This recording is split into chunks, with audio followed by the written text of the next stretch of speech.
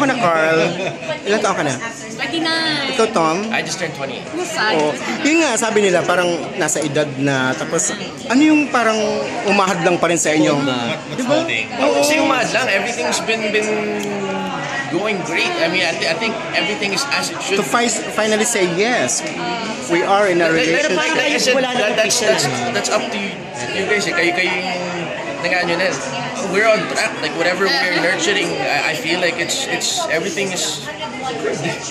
So hindi kailangan Carlo ng official, hindi kailangan na tayo na or something. Hindi kailangan ng official.